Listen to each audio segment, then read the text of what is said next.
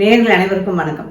ரேவதி சண்முகம் கவிஞர் சமையல் சேனலில் இன்றைக்கி துவரம்பருப்பு, உளுத்தம்பருப்பு, அப்புறம் கடலை பருப்பு, அதுக்கப்புறம் அரிசி எல்லாம் கலந்து ஒரு குழிப்பணியாரம். இதை பாதி இனிப்பு பாதி இதுவாக பண்ணலாம் அப்படின்னு, காரமாக பண்ணலாம் அப்படின்னு சொல்லிட்டு ஊற வச்சுருக்கேன்.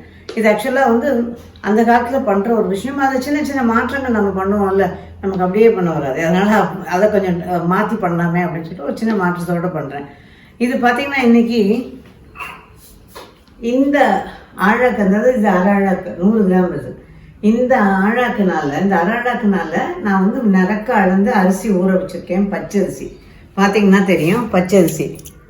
அதுக்கப்புறம் இது துவரம்பருப்பு, கடலைப்பருப்பு, உளுத்தம்பருப்பு. இந்த துவரம்பருப்பு, கடலைப்பருப்பு, உளுத்தம்பருப்பு எப்படின்னா, துவரம்பருப்பு இதில் 3/4, மேலே உள்ள இதில் 1 டேபிள் ஸ்பூன் கடலைப்பருப்பு, 1 டேபிள் ஸ்பூன் உளுத்தம்பருப்பு, அவ்வளோதான். இது எல்லாத்தையும் ஊற போட்டிருக்கேன். இப்போ இதை அரைக்க போகிறோம். இதை பாதியாக நம்ம பண்ணுறதா இருந்தால் அதுக்கு வெல்லம் வேணும்.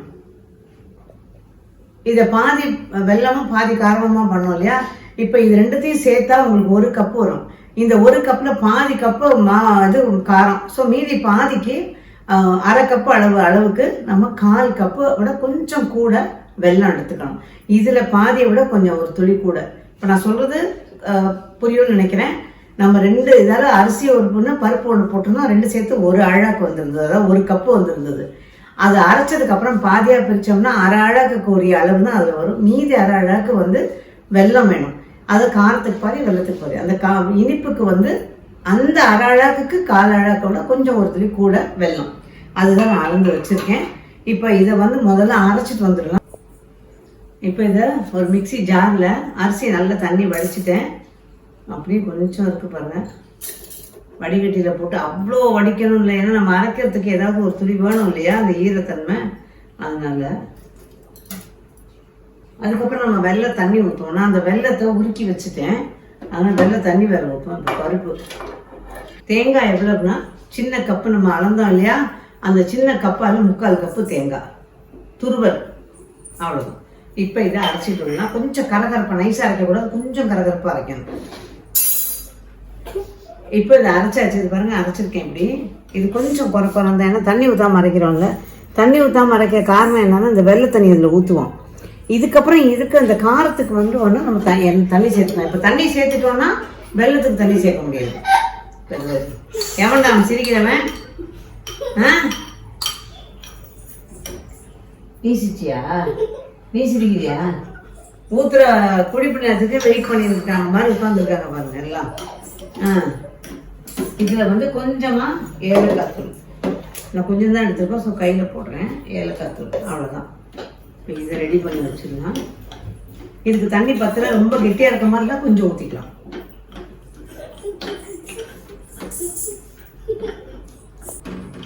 இப்போ இதை ரெடியாக எடுத்து வச்சாச்சு. இப்போ இந்த காரத்துக்கு, நம்ம காரத்துக்கு கொஞ்சம் மிளகாய்த்தூள். இதில் மிளகாயும் ஊற வச்சு நம்ம அரைக்க முடியாது, அதனால நான் தனித்தனியாக அரைச்சி 2 வேலை. அதனால் வேலையை சுலபமும் பண்ணிக்கிறதுக்கு தான் இது. ஒரு அரை ஸ்பூன் மிளகாய்த்தூள், கொஞ்சம் இன்னும் கொஞ்சம் கம்மியாக கூட போட்டுக்கலாம். ஊற வச்ச பெருங்காயம் வச்சுருக்கேன், அதனால் அதை கொஞ்சம் ஒரு துளி அதில் போட்டுக்கலாம்.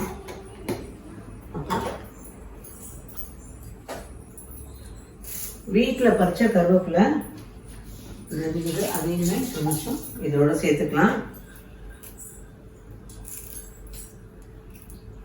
அவ்வளோதான், இதையும் போட்டுட்டோம். இதில் ஆக்சுவலாக நான் முக்கியமாக இன்னும் ஒன்று சேர்க்கணும், அதை சேர்க்கலை, பட் இப்போ சேர்த்துருவோம். நான் கொஞ்சமாக ஜவ்வரிசி ஊற வச்சுருக்கேன். இந்த ஜவ்வரிசியை இதில் கொஞ்சம் அதில் கொஞ்சம் சேர்த்துக்கலாம். இனிப்புக்கு கொஞ்சம், காரத்துக்கு ஊறின ஜவ்வரிசியில் ஒரு 2 டீஸ்பூன் கொஞ்சமாக இது போதும். இதுக்கு உப்பு கொஞ்சம் சேர்க்கணும்.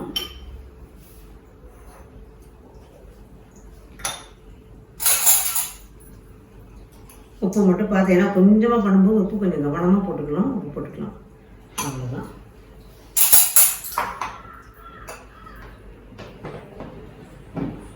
இதை நல்லா கலந்துட்டு இதுக்கு தண்ணி ஊற்றிக்கணும் கொஞ்சமாக.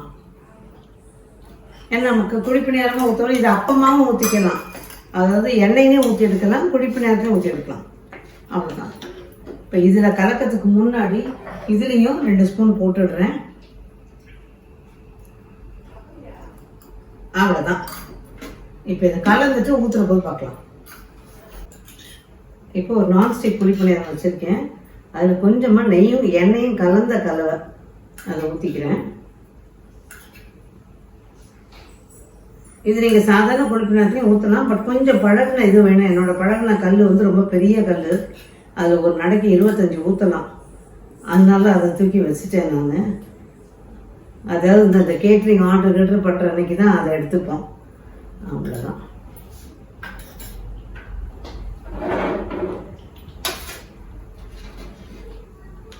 நல்லா கலந்துக்குங்க. இதில் விருப்பப்பட்டால் கொஞ்சம் முந்திரி இதெல்லாம் கொஞ்சம் நறுக்கியும் போட்டுக்கலாம். அது நம்மளோட விருப்பம். அதே மாதிரி தேங்காயும் பல்லாக கீறி போட்டுக்கலாம். இப்போ தீயை குறைச்சிக்கினா கலந்து நல்லா காஞ்சிருச்சு. இப்போ தீயை குறைச்சிடலாம். ஏன்னா வெல்லம் போட்டது. அந்த வெல்லம் போடுறதுக்கு வந்து தீயை அதிகமாக வச்சுக்கிட்டோம்னா நல்லா கருப்பாயிடும், உள்ளுக்குள்ளே வேகாது. இது இப்படி எல்லாத்தையும் ஊற்றிட்டு பார்க்கலாம். தீயை நல்லா குறைச்சிருக்கேன். குறைச்சதுல மூடி போட்டுடுவோம். பார்த்தீங்கன்னா தெரியும். இப்போ நல்லா மூடி போட்டுட்டு அதுக்கப்புறமா ஒரு 5 நிமிஷம், அது சாரி பேருக்கு 5 நிமிஷம் சொல்லுவோம், ஒரு 2-3 நிமிஷம் வெந்துச்சுன்னா போதும். திருப்பி விட்டுட்டு நல்லா வெந்ததுக்கப்புறம் ஒரு 2 பரட்டு பரட்டிட்டு தான் எடுக்கணும்.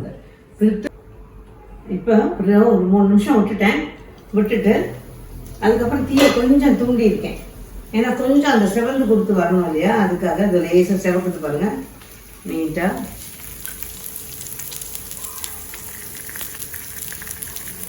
நம்ம நார்மலாக பண்ணுற பாத்திரம், இரும்பு பாத்திரம் இருக்கும் இதெல்லாம், அதெல்லாம் மட்டும் கொஞ்சம் அந்த வெல்லம் போட்டதுனால லேசாக அடி பிடிக்கும் எப்படி இருந்தாலும். அதை வந்து நம்ம நல்லா கழுவி இது பண்ணி தடவை இந்த வெங்காயமோ உருளைக்கிழமோ தடவி வச்சு இது பண்ணோம்னா வந்துடும். பழகின கல் நல்லாவே வரும். கொஞ்சமும் நல்லா செவந்ததுக்கப்புறம் லேசாக ஒரு பக்கம் திரும்ப 2-3 தடவை பரட்டி விட்டுட்டு எடுத்தோம்னா கரெக்டாக இருக்கும். ஏன்னா நம்ம குறைன்னு அரைச்சிருக்கோம். அதனால கட்டாயம் ஒரு 2-3 தடவை பரட்டி விடணும். வேகிறதுக்கு வைக்கணும். இப்போ பாருங்க, நான் 2-3 தடவை நல்லா பரட்டி விட்டு வேக விட்டுருந்தேன். இந்த மாதிரி வேக விடணும். அப்போ தான் நல்லா இருக்கும். ஏன்னா குறைன்னு இருக்கிறதுனால அது நல்லா இதுவாக இருக்கும். இது ஆறணும்னா கொஞ்சம் பொலப்பொல முதுகு அளவுக்கு கூட வந்துடும். இது இப்போ இதெல்லாம் எடுத்துடலாம். இப்போ அடுத்ததுக்கு கொஞ்சம் அந்த நெய் எண்ணெய் கலவை ஊற்றிட்டேன்.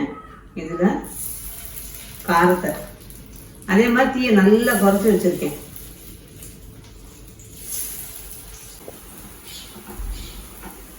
இதுவும் ரெடி ஆயாச்சு. நம்ம நல்லா செவக்க விட்டு, அதாவது செவந்தா அப்படியே அந்த வெள்ளத்தில் செவக்கிற மாதிரி செவக்காது, ஓரளவுக்கு நல்லா செவந்துடும். அவ்வளோதான். இப்போ இது எடுக்க வேண்டியதுதான். பார்த்தீங்கன்னா தெரியும், 2 பக்கமும் நல்லா மாற்றி திருப்பி வேக விடணும். அப்போ தான் சரியாக இருக்கும். இப்போ பாருங்கள், இந்த மாதிரி இந்த கொரகொரப்பாக இருக்கிறது தான் நம்ம வேகத்துக்கான நேரம் கொடுக்கணும். இன்னொன்று, இந்த கொரகொரப்பாக இருக்கிறது தான் வாயில் கடிப்படும் போது நல்லா இருக்கும் சாப்பிட்றதுக்கு. அவ்வளோதான்.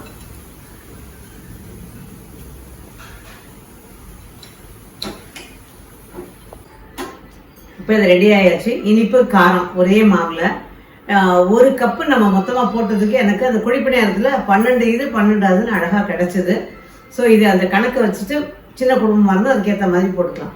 குவான்டிட்டி நிறைய பண்ணும்போது நீங்கள் வந்து கொஞ்சமாக அந்த அரைக்கும் போது கொஞ்சம் தண்ணி ஊற்றிக்கிங்க. 1 துளி தண்ணி ஊற்றிட்டு கொஞ்சம், ஏன்னா குவான்டிட்டி நிறைய இருக்கும், அதுக்கேற்ற மாதிரி பார்த்துக்கங்க. அடை ஊற்றும் போது எப்படி மொறுமொறுன்னு சாப்பிடணும்னு ஆசைப்படுமோ அந்த மொறுமொறுப்பு இந்த குழிப்பணியாரத்தில் கிடைக்கும். இதுக்கு சைட் டிஷ் அப்படின்னு பார்த்தீங்கன்னா ஒரு மிளகா பொடியோ இல்லை தேங்காய் சட்னி எது வேணால் நம்ம வச்சுக்கலாம். வெறுமனே சாப்பிடவே நல்லாயிருக்கும். இதை நீங்களும் ட்ரை பண்ணி பார்த்துட்டு எப்படி இருந்து உங்களோட வேல்யூபிள் கமெண்ட்ஸை கொடுங்க. இந்த வீடியோ பிடிச்சிருந்ததுன்னா லைக் பண்ணுங்கள், ஷேர் பண்ணுங்கள், சப்ஸ்கிரைப் பண்ணுங்கள். மீண்டும் சந்திப்போம். நன்றி, வணக்கம்.